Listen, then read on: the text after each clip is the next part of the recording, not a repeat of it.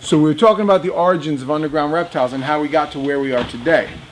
And you got to remember, a lot of times things happen along the way on a journey that you might not necessarily be proud of or think that is acceptable, especially if you look back in this day of cancel culture and people look back and, oh, Rian did this or this guy did this, and all of a sudden you're canceled because you did something when you were a kid. But craziest thing happened. It's 1992, and I get this fax. A fax machine is a machine that has a big roller in it. You guys that are above, below 30 years old, and all of a sudden you get this paper that comes out, and you rip it off and you look at it.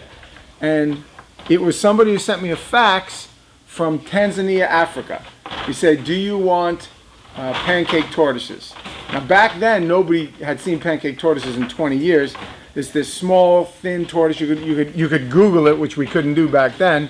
But all we heard was these crazy rumors about what a pancake tortoise was, and you could look up pictures in an encyclopedia. But there was no such thing as online. You got to remember that. You guys that are young guys, you're looking in this day and age, and you can look online at anything you want. All you got to do is put the name in there, and it comes up. We couldn't do that. So I call the guy on the phone, and keep in mind, when you call somebody back then, it wasn't like now, there wasn't WhatsApp. It cost $10 to call a guy in Africa.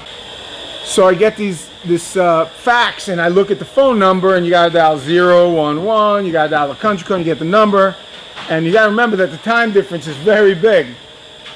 So I call up Tanzania, Africa, and this guy, very thick African accent, "Would you like to import African pancake tortoises?" "Oh, absolutely." So the guy says, "I will ship you next week." I'm like, how are you going to ship me next week? And it takes time to get, there's this thing called the CITES paperwork, and you got to apply for the government. So I fax him all of our information. And lo and behold, a week later, unbeknownst to me, I get a phone call from our broker. "You have a shipment at the airport." Like, I didn't even know I had a shipment at the airport. So I send my guy to go pick the shipment up, and it's these two genet cats. If you've never seen a genet cat is the coolest thing you've ever seen, and one of them is black. So it looks like a mini version of almost like a black leopard. It's the coolest, crazy thing in the world. So I bring them back, and I didn't order them. I don't know where they came from. And we open them, and first of all, these things are psychopaths out of wild. They're adults, they're not babies. You got to wrestle with them, but that's a whole different story of what we could do back then. We notice a letter at the top of the box that says, "I'm up here, help." Like, I don't even know what that means. Well, as we're taking the box apart, we unscrew the top and lift up, and there's this secret compartment in the top of the box, and all of these baby pancake tortoises, there's like 150 of them. Baby pancakes are the cutest thing in the world, like this big, and they're in the top of a box. We like freak out. This is the greatest thing in the world. I had no idea. Now please keep in mind, it's 1992. There was no such thing as like PETA and animal rights activists. We weren't eating the tortoises. We were taking them and selling them to people who were keeping them as pets and loving them and breeding them. At least that's what our justification was. So we open the box and we set them up and we start to feed them, and they're eating and they're doing great. And I go home and it's like, whoa, happy day. Or I get up the next morning and I go to work. And as we go to work, about 5 big cars flood the parking lot. And it's U.S. Fish and Wildlife with their guns drawn. Everybody down on the ground. We're like, whoa, the kind of stuff you see in movies, like drug deals. Well, they tell us that the tortoises that we have, we smuggled them in. And I said, I didn't smuggle them in. I didn't even know they were coming. Well, I have to go get a lawyer. And we have to go meet with all of these wildlife agents. And the guy in Africa, I called him, I said, hey, you sent me these tortoises, but there was no paperwork. He says, don't worry, I will send you paperwork.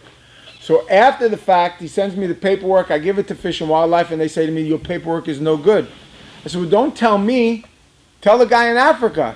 He says to me, no, that's your problem.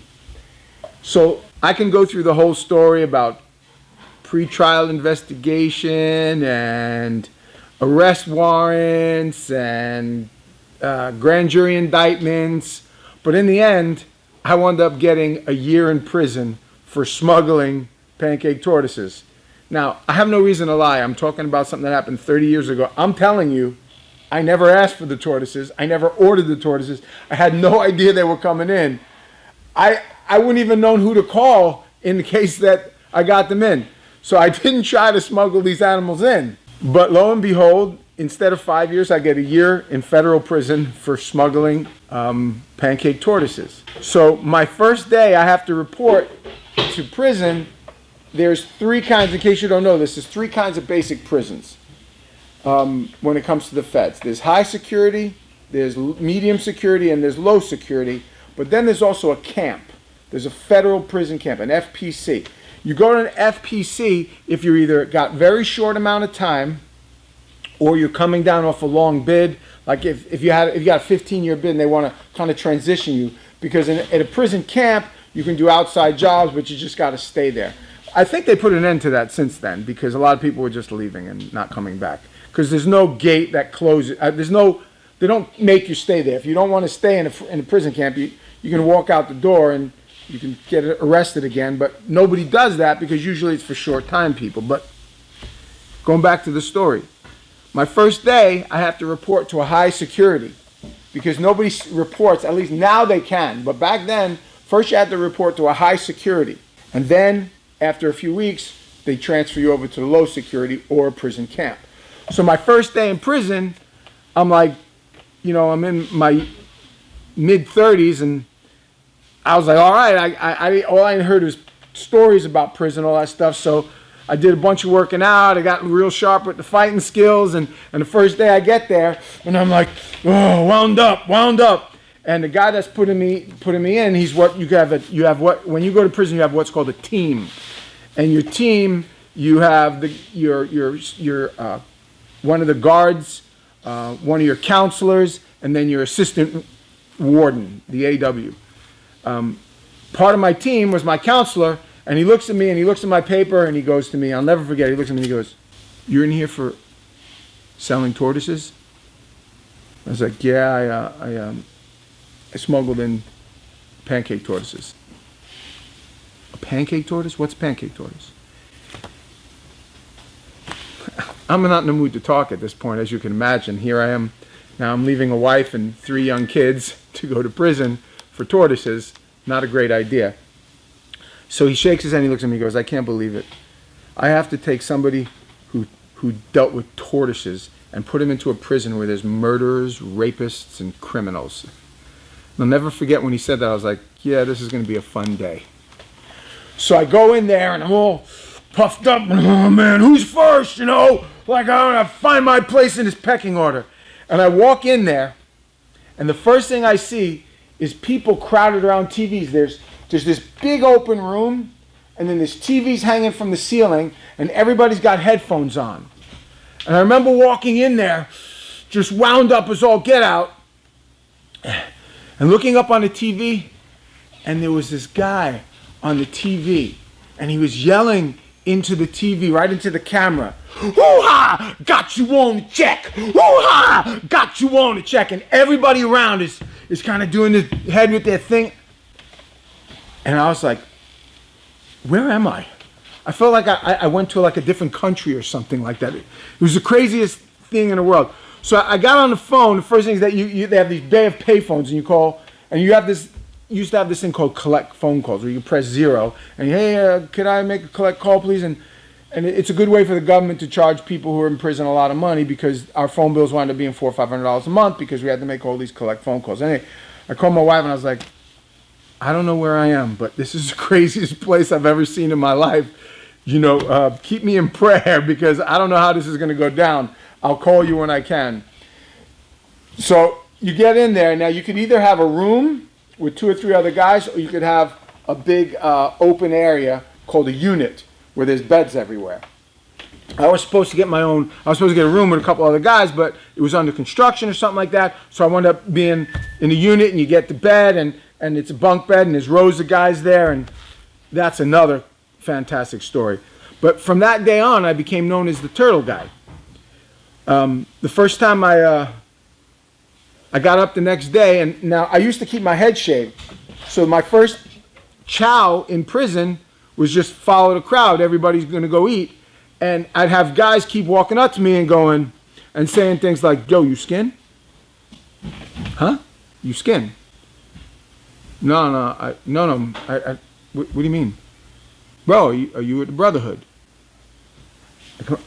I didn't know what they were talking about.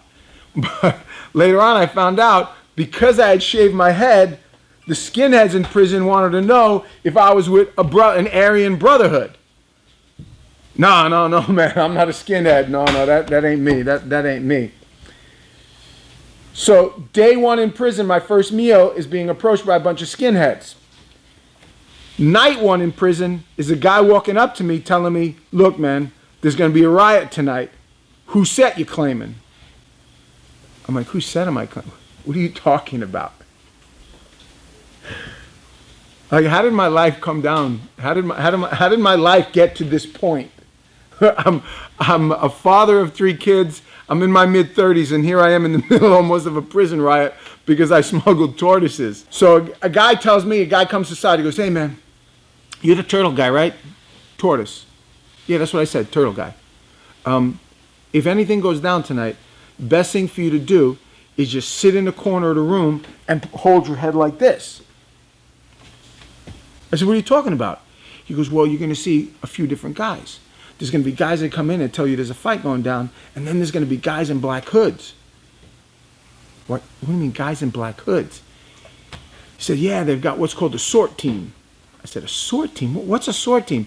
"That's the cops, man. The cops come in black hoods, and if you look at them in the eye, they'll bust your head open with a stick." Like, I'm not supposed to be here. I am not supposed to be here. Everywhere I went after them. "Hey, it's the turtle guy. Hey, turtle guy. Turtle guy, turtle guy, turtle guy, turtle guy. Tortoise, turtle guy." About 2 weeks after that, escaping all the prison riots and the sort team and the skinheads, and having to explain to every black dude that I'm not a skinhead, "Then why did you shave your head?" "It's just something I do. I shave my head. I keep my hair short." I managed not to get killed. And then they moved me over to the camp. So I finally get moved over to the camp, and I learned how to play what's called spades. If you white folk never know what spades is, ask a brother, he'll tell you what spades is.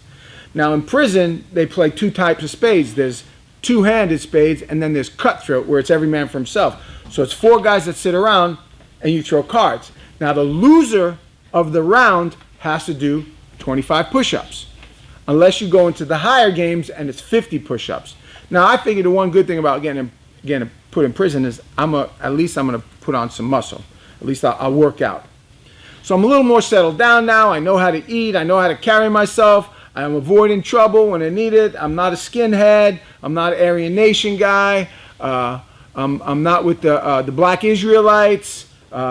I'm not with any particular gang. Now you have to understand that where I went to prison is Miami. So let me let you on a little secret. In Miami, the FPC, it's 90% Hispanic.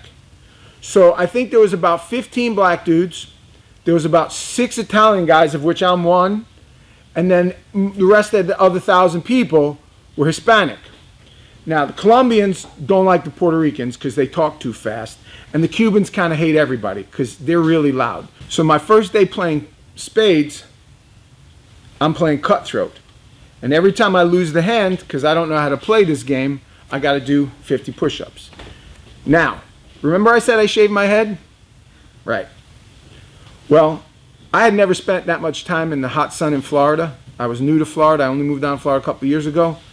And in prison, there ain't a whole lot to do. So you can run around the track, you can play ball, there's a few things you do. So what happened was, though, it was the middle of the summer, And I don't know if you've ever gotten second-degree sunburn, but because I had shaved my head and didn't have any more hair, I got second-degree sunburn on the top of my head. And I had a little pus pocket. And while I'm playing spades with these guys, I'm playing cutthroat and I'm losing, I do 50 push-ups and I sit down and one of these pus pockets breaks and the pus starts to run down the side of my head.